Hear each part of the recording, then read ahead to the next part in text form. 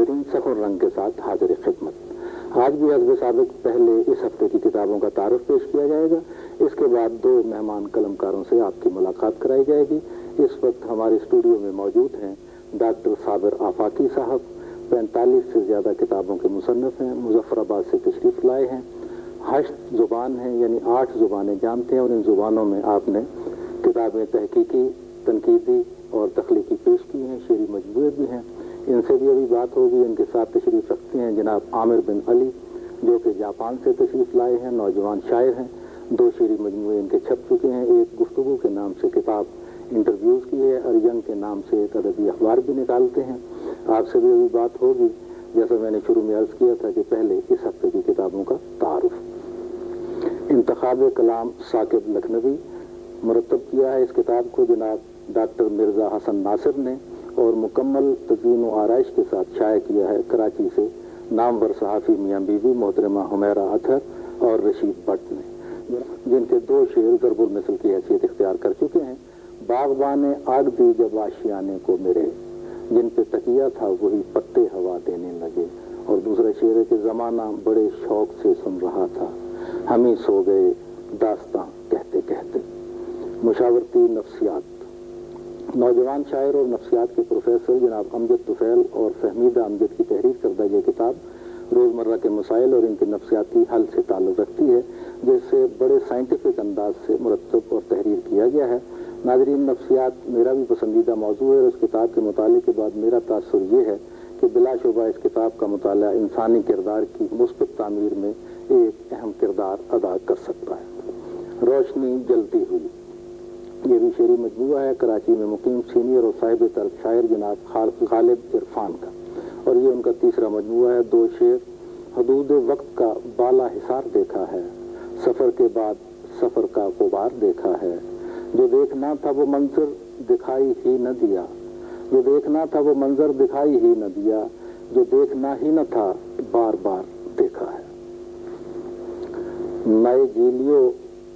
नाइजेलोपैथी ये किताब का नाम है और इसमें कलबंजी के फ़वाइद और कलबंजी के ज़रिए मुख्तलिफ बीमारियों के इलाज के बारे में मुफीद मालूमात फराहम की गई हैं, जिनसे एक आम आदमी भी बआसानी मुस्तफ़ीद हो सकता है।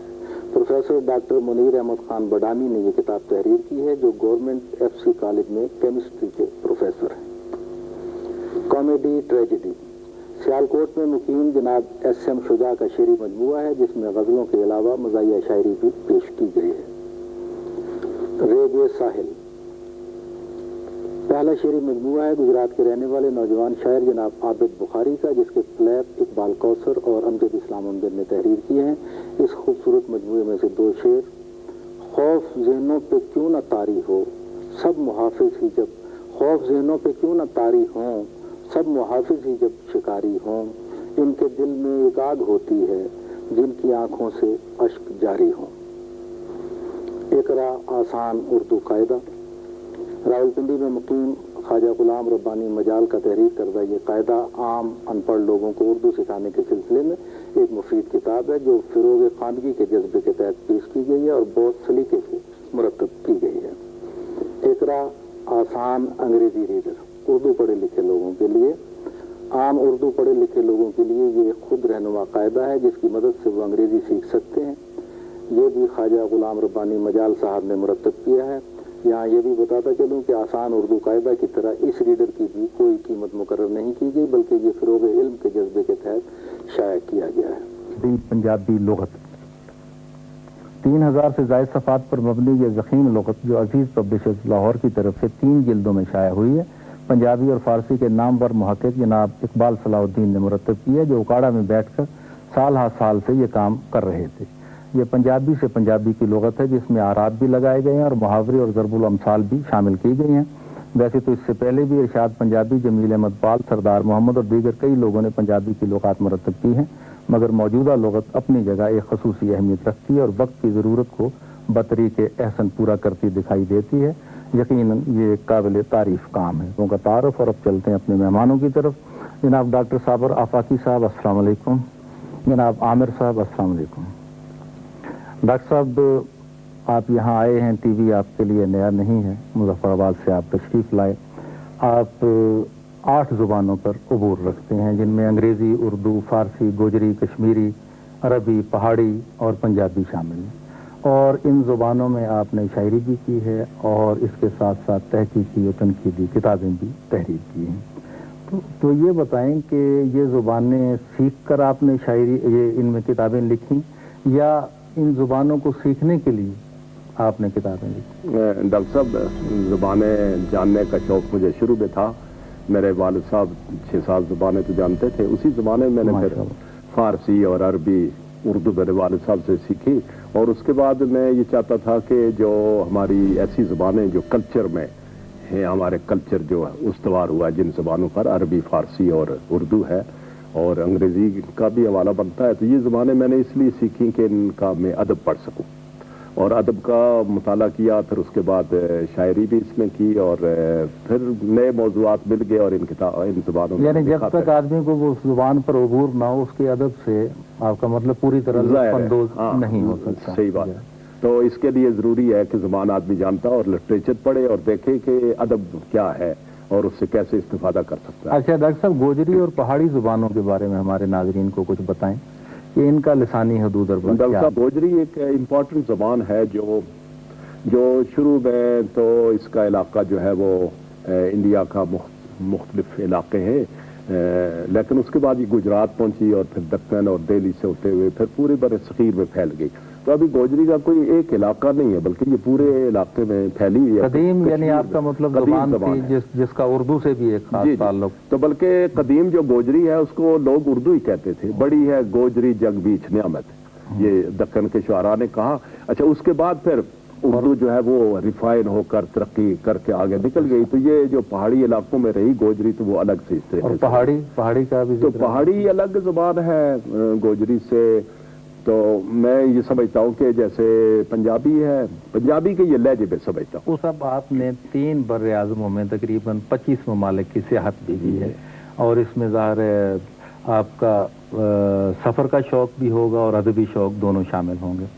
تو یہ میں پوچھنا چاہوں گا کہ وہاں کے ملکوں کے ادب سے جب اپنے ملک کے آپ ادب کا موازنہ کرتے ہیں تو کیا آپ کے کمنٹس بنتے ہیں، کیا محسوس کرتے ہیں کہ وہاں کا ادب زیادہ بہتر ہے ہم سے یا ہمارا بہتر ہے، اور اس کی کیا وجہ آپ کے نزدیک ہے؟ ڈاکٹر صاحب دیکھیں، ادب جو ہے انسانی جذبات، احساسات کی ترجمانی کرتا ہے، انسانوں کے جو خواہشات ہوتی ہیں، جو مسائل ہیں، جو مشکلات ہیں، اور وہ سب قوموں کی تقریباً ملتی جلتی ہے، تھوڑا سا فرق ہوتا ہے اس میں۔ تو میں یہ سمجھتا ہوں کہ ادب جو ہے، ادب العالیہ جس کو کہتے ہیں، وہ آخر میں جا کر مل جاتا ہے۔ اس میں لوکل فرق ضرور رہتا ہے اور علاقائی جو امتیازات رہتے ہیں، لیکن اس کے باوجود ادب ایک ایسی چیز ہے جو نسل انسانی کے لیے مشترک۔ آپ نے کشمیر کی تاریخ کے حوالے سے بھی 10 کتابیں کم از کم لکھی ہیں، اور راج ترنگی کا بھی آپ نے دوبارہ ایڈٹ کر کے جو کشمیر کی معروف تاریخ ہے۔ آپ کی شاعری بھی میں نے دیکھی ہے، اس میں بڑا انقلاب، ایک ولولہ، ایک جوش اور جدوجہد کا درس جو ہے اس کے اندر ملتا ہے۔ تو کیا یہ اس وجہ سے کہ آپ کا ماحول جو ہے جدوجہد کا ہے؟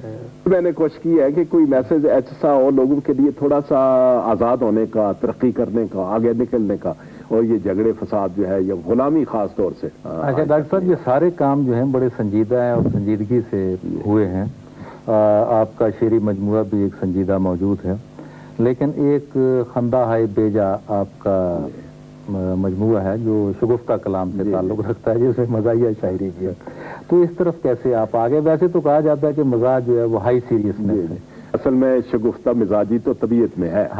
میرا جو کلام ہے کسی بھی زبان میں، اس میں شگفتگی کے آثار ملتے ہیں، لیکن میں سید ضمیر جعفری میرے بزرگ تھے، ان سے ملتا تھا اور ان کو اپنا استاد ہی سمجھتا۔ اس کے بعد پھر آپ، انور مسعود، سرفراز شاہد، دلاور فگارج کراچی والے، یہ ایسے دوست تھے، یا مرزا محمود سرحدی، ان سے میں ملتا رہا ہوں۔ تو ان دوستوں، آپ دوستوں کی وجہ سے انسپائر ہو کر میں نے کہا کہ کیوں نہ مزاحیہ شاعری کی جائے، اور ایک مجموعہ میں نے چھاپ ہی دیا ہے خندہ بے جا کے نام سے، کہ مجھے دماغ نہیں خندہ بے جا کا، غالب کے مصرے سے لیا ہے۔ تو اس کے علاوہ اس مجموعے کے علاوہ بھی کلام ہے مزاحیہ جو۔ اچھا، بعد میں لیتا ہوں۔ سنجیدہ شاعری کی بھی آپ کی کتاب چھپی ہے؟ سنجیدہ شاعری کی تو میری نئی کتاب چھپی ہے، نئے موسموں کی بشارت ہے، اور ابھی ایک کتاب اور تیار ہے، مجموعہ سارے جہاں کا درد، وہ زیر طبع ہے. تو ایسے گوجری کے بھی ہیں. فارسی کے مجموعے میرے 4-5 چھپے ہیں، اور ریسنٹلی میرا مجموعہ چھپا ہے در جستجو سیارہ دیگر. یہ فارسی غزلیں ہیں، جو اس کا ایک ایڈیشن تو چھپا ہے تاجکستان میں، اور باقی 2-3 ایڈیشن یہاں چھپ چکے ہیں. ڈاکٹر صاحب آپ کے 2 شعری مجموعے بھی یہاں پڑے ہوئے ہیں، ایک خندہ ہائے بیجا، نئے موسموں کی بشارت، اور کیسر کیاری، بلکہ 3 مجموعے، ایک گوجری کا، ایک اردو مزاحیہ اور سنجیدہ. تو آپ ہمارے ناظرین کو کیا سنانا پسند کریں گے؟ میں چاہوں گا کہ ایک مزاحیہ نظم سنا دوں. چلیں ٹھیک ہے. یہ اسی میں خندہ ہائے بیجا میں ہے، سکردو کا جہاز. یہ مجھے تجربہ ہوا 2-3 دفعہ کینسل ہو گیا جہاز کسی زمانے میں. ابھی ایسا نہیں، ابھی تو بہت اچھا سسٹم ہو گیا. یہ 10-15 سال پہلے کی بات ہے. تو سکردو میں گیا، گلگت وغیرہ میں جاتا تھا، میرے بہت دوست ہیں وہاں جانے والے. تو بہرحال یہ میں نے وہی تجربہ بیان کیا ہے کہ اس قدر نازک طبیعت ہے سکردو کا جہاز. پائلٹ نے چھینک فرمائی تو کینسل ہو گیا. ایک تتلی بھی اگر افلاک کی پہنائی میں خرد بینوں سے نظر آئی تو کینسل ہو گیا. ہوسٹس جس نے نہیں دیکھے ہیں یہ اونچے پہاڑ، گر طبیعت اس کی مت لائی تو کینسل ہو گیا. معاش پر جتنی سفیدی ہے اگر اس سے بھی کم، معاش پر جتنی سفیدی ہے اگر اس سے بھی کم، ابر کی ٹکڑی جو لہرائی تو کینسل ہو گیا. وہ جو ہے مکڑا پہاڑ اکڑا ہوا برفاب میں، وہ جو ہے مکڑا پہاڑ اکڑا ہوا برفاب میں، اس پہ مکڑی کوئی غر آئی تو کینسل ہو گیا. اور نانگا پربت سے اٹھی اور زین کے راڈار سے کوئی بدلی آ کے ٹکرائی تو کینسل ہو گیا. اور صبح کو چائے بنانے کے لیے ناران میں نور شاہ نے آگ سلگائی تو کینسل ہو گیا. کیا مشاہدہ ہے. صبح کو چائے بنانے کے لیے ناران میں نور شاہ نے آگ سلگائی تو کینسل ہو گیا. اور میں تو بس ٹیک آف کے اعلان کا تھا منتظر، میں تو بس ٹیک آف کے اعلان کا تھا منتظر، نظم یہ کہہ کر جو دکھلائی تو کینسل ہو گیا. اچھا، یہ اس نظم کا اثر بھی ہو سکتا ہے کہ اس کی وجہ سے ہی وہ کینسل. نہیں، یہ نظم تو بعد میں نے کہی، اور میں چاہتا تھا کہ میں دے دوں کسی پائے. بہرحال ڈاکٹر صاحب بہت خوبصورت مشاہدہ ہے، اور بڑی باریک بینی سے آپ نے مکمل فنی تقاضوں کے ساتھ اس تجربے کو آپ نے اس کے اندر لائے ہیں. ڈاکٹر صاحب تشریف رکھیں. ابھی ہمارے دوسرے مہمان عامر بن علی صاحب تشریف فرمائیں.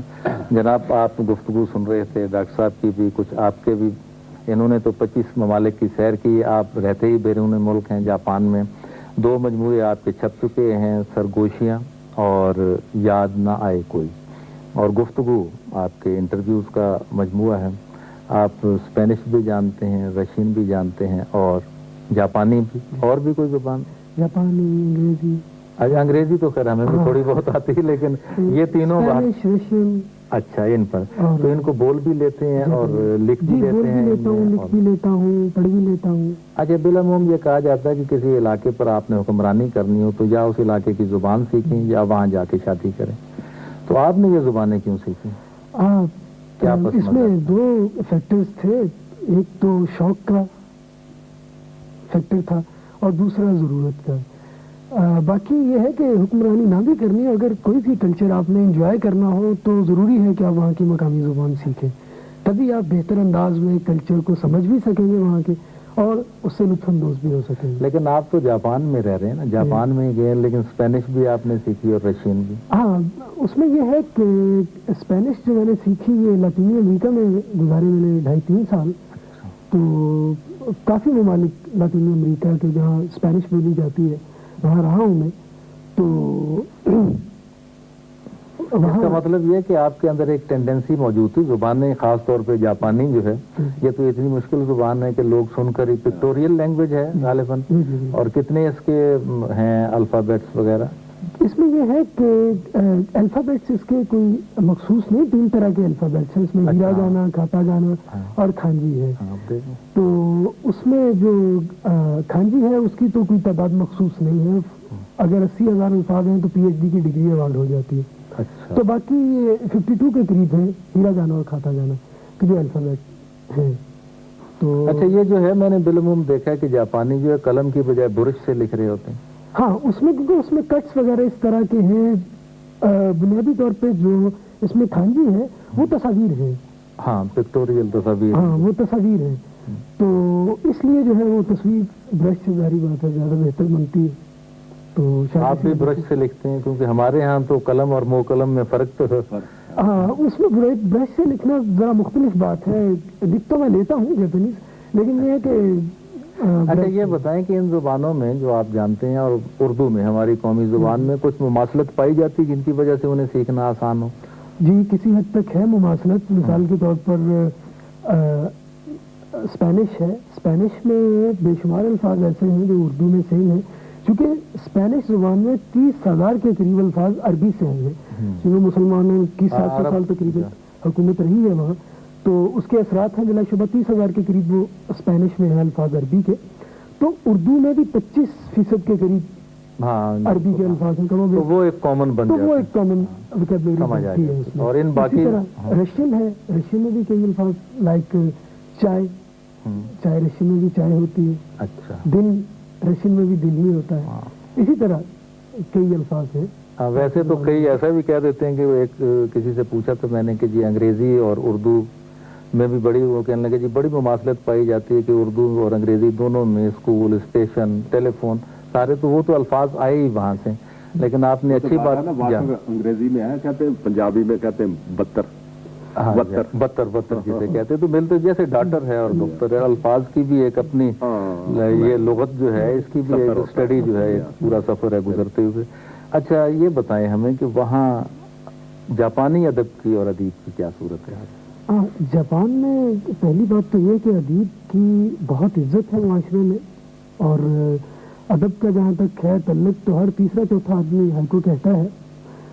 बहुत पढ़े लिखे लोग हैं, ख्वानदगी की शरह 140% तक पहुँची हुई है, और मेरे ख्याल में ये दुनिया में सबसे ज़्यादा है इस वक्त। तो बाकी अदीब माशी एतबार से आप देख लें कि इस वक्त जापान में जो 10 लोग हैं सबसे ज़्यादा टैक्स देने वाले, उनमें से सिर्फ 2 बिजनेसमैन हैं, बाकी 8 में से 2 राइटर हैं, स्पोर्ट्समैन भी हैं उनमें कुछ, और जो है आर्टिस्ट हैं, बाकी शोबों से भी तल्लुक़ रखते हैं। तो बाकी अदीब का आप ये देख लें कि जापान का जो करेंसी नोट है सबसे बड़ा 10,000 येन का, उसके ऊपर भी एक अदीब की तस्वीर बनी हुई है करेंसी नोट पर, करेंसी नोट पे आप देख सकते हैं। अच्छा इसका मतलब मैं ये पूछना चाहूँगा कि क्या वो अदीब पहले से बहुत अमीर थे कि वो अदीब भी हो गए, या अदब की वजह से अमीर हुए? हाँ, सवाल ये है। इसमें एक तो बड़ी दिलचस्प बात ये है कि अगर जापान में आपकी कोई चीज़ पब्लिश हो जाती है ना, इन ब्लैक एंड वाइट आ जाती है कोई चीज़, तो फिर आपको मुश्किल से ही कोई काम करने की ज़रूरत पड़ती है। लाइक उसकी रियलिटी इतनी ज़्यादा आपको मिलती है कि आप बड़े सुकून से ज़िंदगी गुजार सकते हैं। अगर आपकी एक भी किताब शाया हो गई तो ना, छप गई। आसूदा भी है अदीब वहाँ।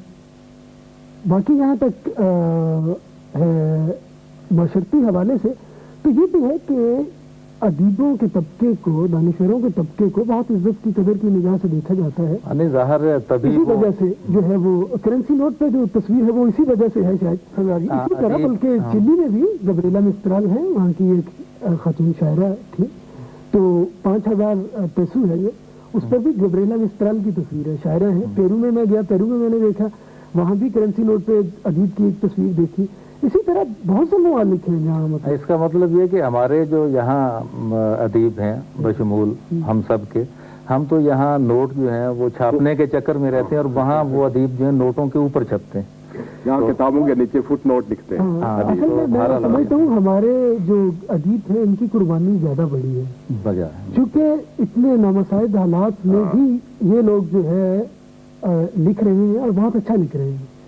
तो वहाँ तो बहुत हर तरफ से सपोर्ट मिलती है, वहाँ की लोकल गवर्नमेंट सपोर्ट करती है, फेडरल गवर्नमेंट सपोर्ट करती है, सारे डिपार्टमेंट्स, रॉयल्टी मिलती है बहुत। और यहाँ तो जो है बड़ी काबिल रहम है पोजीशन जो है। नहीं यहाँ ज़ाहिर है कि वो सब कोई ऐसा कल्चर है नहीं। हाँ ऐसा कल्चर भी नहीं, लेकिन एक बात मैंने आपकी गुफ्तगू से जो नुक्ता मेरे जहन में आया वो यकीनन ये है कि इसकी बुनियादी वजह उनकी एक जापान मुआशी ताकत है, और तो कोई ताकत नहीं मुआशियात के अलावा।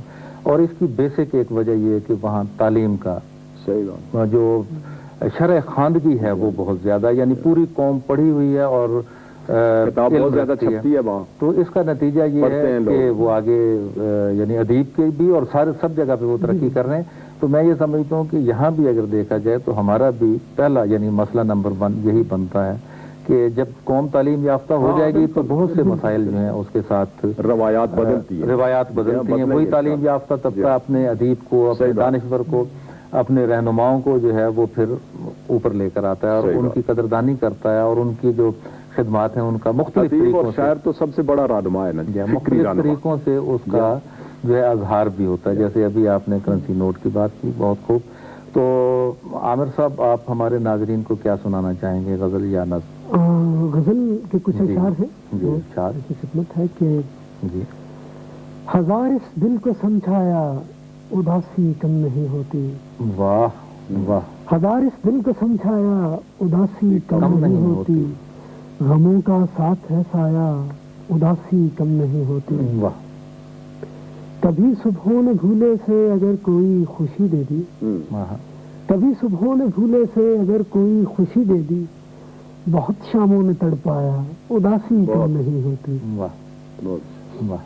और ये है कि मुझे इजहार की सूरत कोई दे दे मेरे मौला, मुझे इजहार की सूरत कोई दे दे मेरे मौला, अगर ना हो लबे गोया उदासी कम नहीं होती। वाह वाह।